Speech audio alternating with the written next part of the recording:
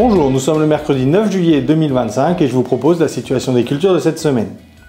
Les pluies ont fait leur retour sur l'ensemble du département, ce qui est bienvenu pour les cultures d'été comme les maïs, les betteraves, les tournesols et autres, et les prairies aussi.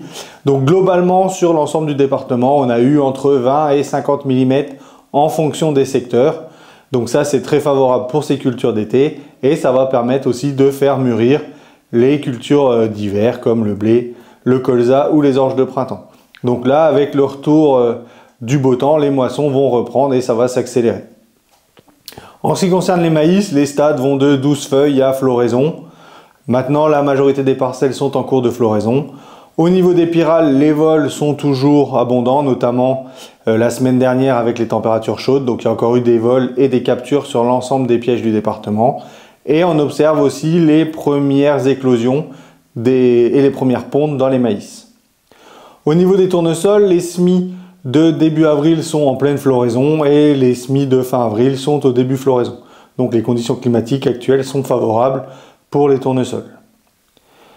Étant donné que la moisson va être précoce, on aura le temps de faire des faux semis si jamais il pleut pour essayer de lutter contre les adventices. Mais c'est également le moment de faire un point sur le choix de ces scippans. Donc le choix des scippans va dépendre de différentes choses.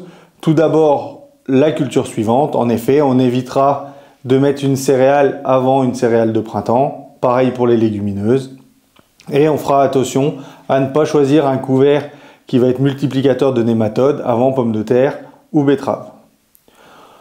Le choix du scipan va aussi dépendre de la technique de semis. En effet, si on sème avec un semoir en ligne, en semis direct ou alors avec un semoir céréales, là on pourra semer l'ensemble des graines. Par contre, si on est sur du semis à la volée au delimbe derrière des chômeurs, bah là certaines petites graines seront moins adaptées. Ou les grosses graines comme les févroles ou les pois.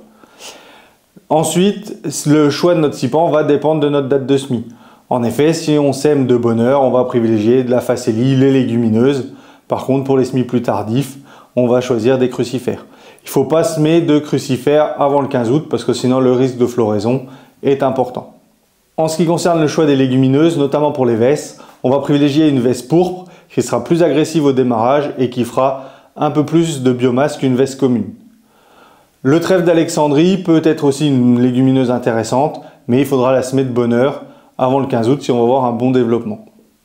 Au niveau des crucifères, que ce soit pour les radis ou les moutardes, on privilégiera une variété tardive à floraison pour essayer d'avoir les fleurs le plus tard possible et donc on sèmera surtout après le 15 août.